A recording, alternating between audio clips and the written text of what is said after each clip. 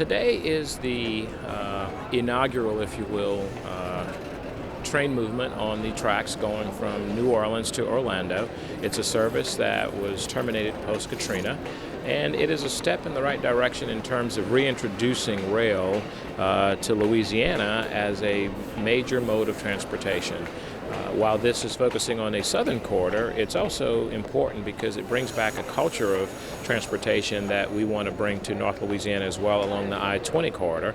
And then the idea of building a super region between Baton Rouge and New Orleans for passenger rail, connecting the airport with the entire cultural community here using streetcars and buses and rail from an industrial and a passenger perspective. So we're excited about today. It's an opportunity for Amtrak to do some rail inspection. It's the first time a train with Amtrak has come across these tracks since Hurricane Katrina. So we're excited about this new venture for Louisiana. DOTD's participation has been through the Southern Rail Commission, working with Mississippi and Alabama and soon to be Florida in a way that allowed us to talk about this, to say this is not good just for Louisiana, it's good for the entire Gulf Coast. And so the department's role has been a participant, as a player, as a primary partner for the U.S. DOT with the Federal Railroad Administration.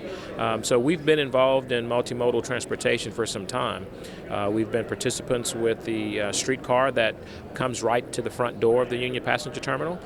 We've worked with the port, we've worked with the ferry system, so we've worked with multimodal transportation in a number of ways, and so that brought us here today. You've also been active with the federal government in trying to get some federal transportation funds for rail. Tell us about that. That's correct. Governor Edwards and his administration, and DOTD included, is very interested in working with our transportation partners at the federal level. And the United States Department of Transportation is very comprehensive.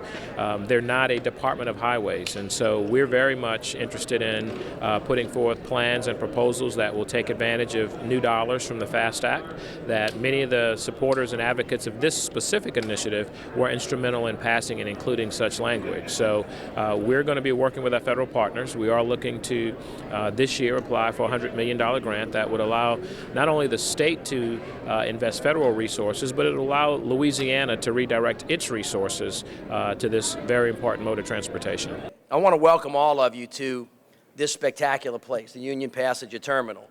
Just the physical structure of this place speaks volumes about the history of New Orleans and our commitment to rail, to transportation, and to hubs that really spans the ages. The building is just a beautiful building, and it continues to be a place that is used by the community in so many different ways and in so many different efforts. When Katrina hit, this was the portal point for people moving in and out of the city, and for every major storm, this particular facility gets transformed into an emergency ops center that moves people from where they are in harm's way to where they need to be out of harm's way. And so I want to thank all the men and women that actually work in this building that do such a great job. We're also joined by Councilmember Jared Brissett, thank you, who is the head of the Transportation Committee. And I really want to just thank all the people from Amtrak for being here today. Amtrak has been a very significant part of the New Orleans family for a long time. You know, the Northeast is a little bit more used to rail running up and down that corridor. And for those of you that spend a lot of time up there, you know how incredibly wonderful it is to be able to jump on rail from Washington all the way through, up the line, all the way to the top of the country. We have been toying with that notion for a long time in America, and I know that President Obama wanted to try to jumpstart that some years ago. I know they're trying to build high-speed rail in California. We were offered a significant amount of money in Louisiana, but the powers that be that time must have gone to sleep that night and decided that it wasn't a good idea. And so that funding was lost from us. But it is not lost on the leaders of today how important rail is and how important investing in our infrastructure is. You may or may not know that we're building a brand new airport in the city of New Orleans, and the Federal Transportation Administration, on behalf of President Obama, has been a great partner in that regard because air travel is critically important as we go forward. That airport's going to be built by 2018. Yesterday, Vice President Biden was here with us talking about the Reinvestment Act and the amount of money that President Obama and his administration spent on investing in infrastructure, but we were at the Port of New Orleans and explaining to people how important it was to make sure that the water and the ships on that water that bring into and out of the United States of America products that we make here that we can export and things that we need to import are really important, containerization, and the fact that investment in infrastructure, in water and boats means jobs, just like investments in aviation means jobs. And it is equally true that when you make investments in rail and you're able to move people quickly and safely from one part of the country to another, you make America strong again. You create jobs, you create economic development, you create the kind of mobility that a 21st century knowledge-based economy requires, and of course Amtrak has been at the forefront of that effort. And now, y'all know I talked to the Vice President yesterday about Amtrak, and you know what he said. He said, I love them. Let them have it. Now, y'all won't appreciate that, but there's a commercial on TV here where everybody's trying to get something they need, and there's a character on it. All he says is, let them have it, because it's important, and and he knows because he rides all the time, and he understands better than anybody the importance of rail to the United States of America. So we're thrilled. You know, we have a number of different connections here. The city of New Orleans goes to Chicago, the Crescent to New York City, the Sunset Limited to Los Angeles. I want y'all to think about that name, the Sunset Limited. The sun never sets in New Orleans. This is a 24/7 town. Now, don't tell that to people when y'all go back home, right? But it's a 24/7 town. And this town has, in the last 5 years, become the nation's most immediate laboratory for innovation and change. It is one of the greatest comeback stories that this country has ever seen. We were on our backs. We lost 1,800 people. Every building in this city was underwater. And in partnership with all of our regional partners, Natalie suffered this a couple of years later, the people of New Orleans stood themselves back up. And through sheer resilience, I think, helped the rest of America see what it looks like when you're on your back and what it looks like to stand back up again. And we did it in partnership with our federal partners, our state partners, our local partners, our not-for-profit community, our faith-based community, everybody in, taking responsibility so that everybody can have opportunity.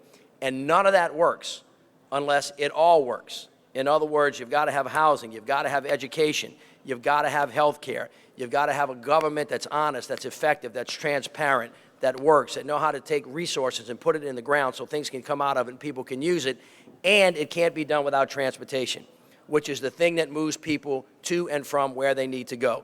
And the final piece of what I want to tell you this morning is its ability to leverage private sector investment, because it is the public-private partnership that works. And Exhibit A is right outside of that door. We got a Tiger grant to extend the streetcar line, which y'all know is beautiful, from where it was to here and all the way down, and we're doing more of it. That was a $65 million investment, and it went from there down about a mile.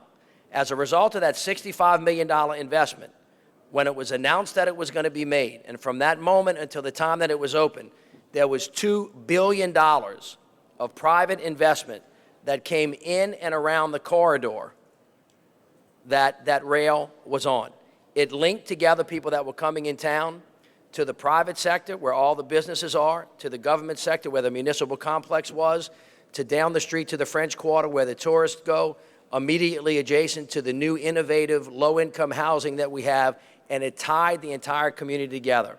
So investments in rail produce jobs, jobs produce wealth, wealth produces an economy that grows, and then the world gets better. It gets faster, it gets quicker, it gets easier, it gets safer, it gets more environmentally sound, and that is why what we're doing today is so critically important. So I want to thank all of you for being here. I know it's the first leg of a safety route so that we can figure out that everything is going to be good, but at the end of the day, what we're really here to do is to try to encourage Congress to put their money where their mouth is and to invest in infrastructure, rail, air, and water, but today specifically on rail, and Amtrak is the flagship of that request. So God bless you all. Thank you so much, and please help me welcome Tom Carper from Amtrak.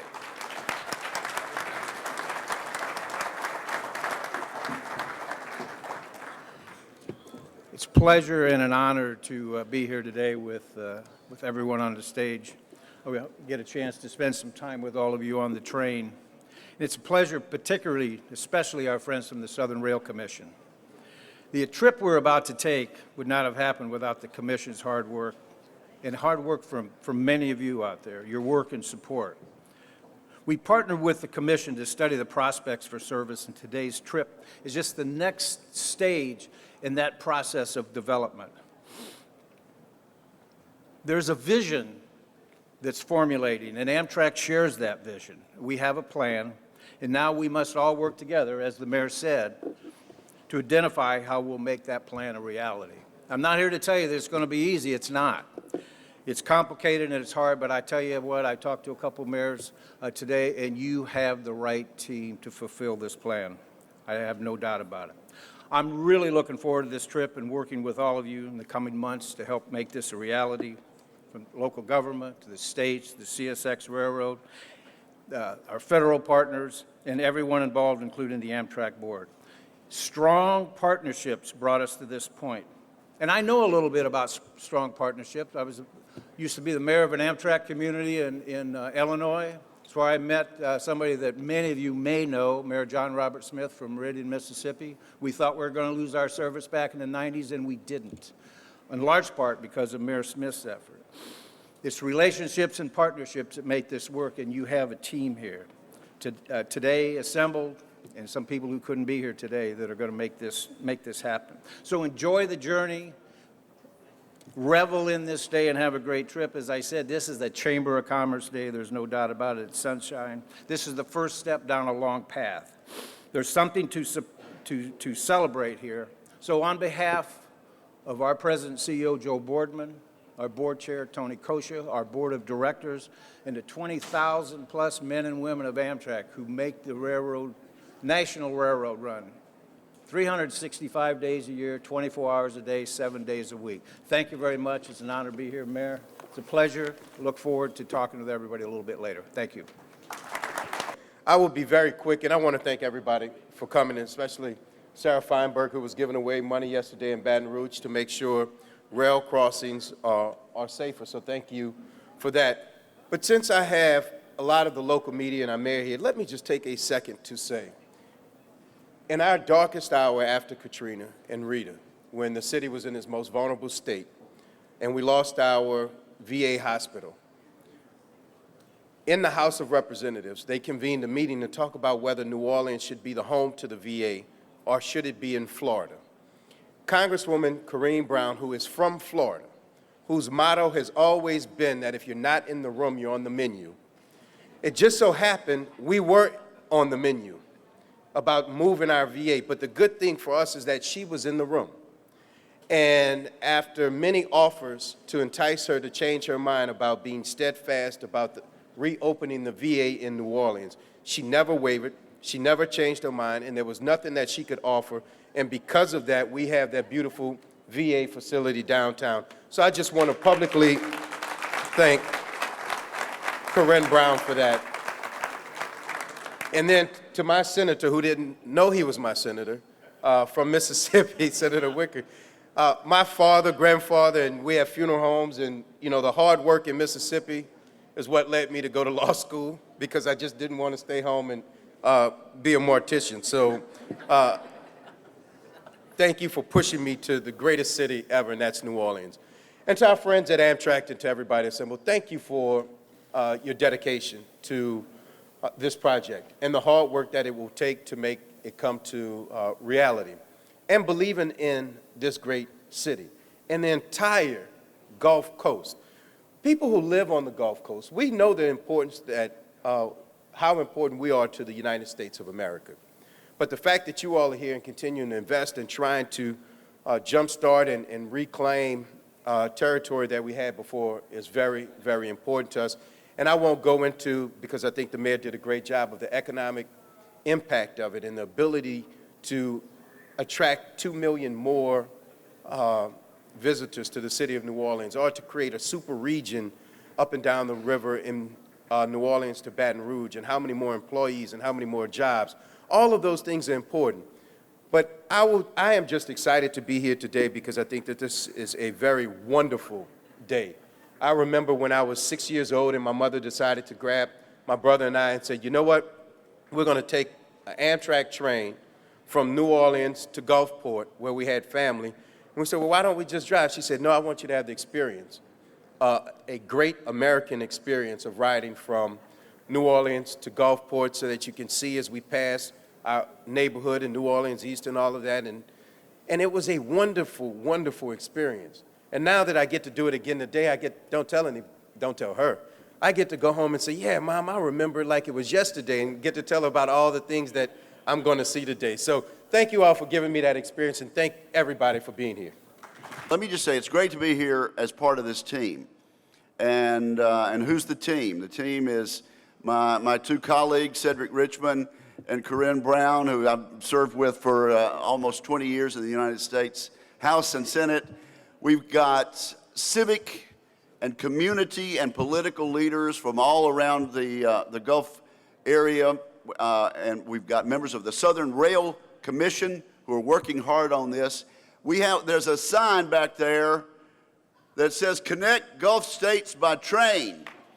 And I'll tell you what, this team believes we can connect the Gulf States with passenger rail, and we're here today to help make that a reality. Now, one thing the mayor said needs to be reiterated. I'm glad to know that there's going to be a new airport in New Orleans. You know, if you represent the whole state of Mississippi, you land in Memphis a lot of the time. You land in New Orleans a lot of the time. We like our own airports, but I have to land, and so I look forward to this new airport in New Orleans. Of course, the federal taxpayers are going to be involved in that, as the mayor acknowledged. Our statement today is the federal taxpayers ought to be involved in making passenger rail a reality in the Gulf Coast. In terms of passenger participation, if Amtrak were an airline, it would be the 5th biggest airline in the country. So of course, the taxpayers have a role in this. We're all in it together, and yes, thank you for mentioning the ports also. We had a pretty big announcement in Mississippi about our ports the other day. Today, we take a major step in making passenger rail a reality for the Southeast and for the Gulf Coast states. I'm glad to be part of it. Now let's go catch a train. Thank you. As the top Democrat in the House of Representatives over Veterans Affairs, when the issue came up about the VA hospital, and I came here several times. In fact, y'all need to know I'm your member at large. It was failure, just wasn't an option. The veterans needed that hospital rebuilt, and it is such a win-win for the community and for the veterans. Now, this is my second time in this facility. I have met with the mayors, and we've been working on this ever since Katrina. It was just, when Katrina came about, it was a man-made disaster. And for me, restoring this train, whatever you want to call it, is homeland security. We've got to be able to move people out of harm's way. That deserves a hand. When we had Katrina, I saw the buses and they were underwater. I came here more times than any other member that wasn't from this area, meeting with the Army Corps, meeting with the communities, and it is clear that we need to reinstate that train, not just for natural disasters, but man-made disasters. We need to be able to move people, goods, and services. Our competition is already there. And we started the train system, and now we're the caboose, and they don't use cabooses anymore. We've got to be able to move people, goods, and services. I saw a sign back there saying to Jacksonville, that train needs to be from New Orleans to Orlando, tourist destination to tourist destination. So it's an economic engine. And so what happens when failure is not an option? You get it done. And we're going to get it done. I'm getting on this train, Amtrak. I'm going to be on there for 16 long hours because this train needs to leave here and it needs to go through the Gulf Coast all the way to Jacksonville, but it needs to pass Jacksonville. It needs to go on to Sanford, which is in my district, and all the way to Orlando, Florida. That's my goal, and failure is not an option.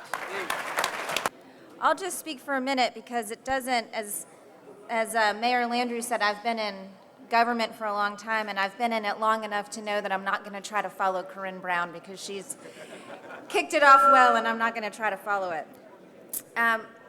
One point I want to make as I look around at the people who are up here with me today and who have been involved in this effort, they are Republicans, they are Democrats, they're young, they're old, they've been working on this for a long time, they've been working on this for a little bit of time.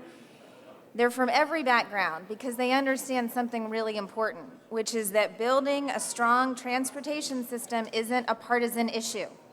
It's an issue of staying competitive, of growing, of creating high-paying jobs and opportunity. And you cannot have a strong transportation system without passenger rail.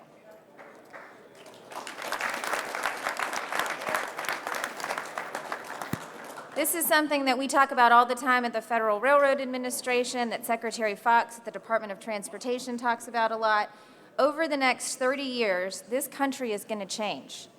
And the population of the Gulf Coast will grow by 10 million people. And all of those additional people are going to need to move safely and efficiently. And passenger rail is critical to that. It cannot happen without passenger rail. And so the Federal Railroad Administration is thrilled to be a part of this effort.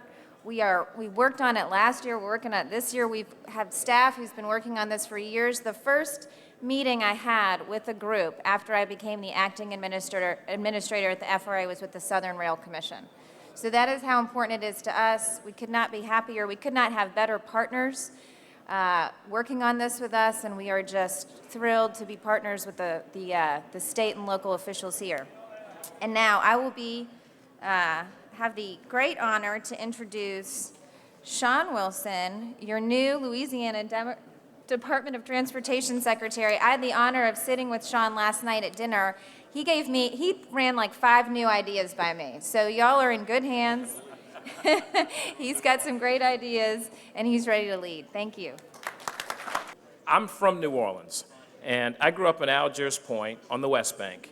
And my grandmother, who grew up in Amite, Louisiana, the home of Governor John Bell Edwards, grew up with trains in her backyard. She brought me over here as a 4-year-old for the first time to pick up a sister who came from Los Angeles to visit us.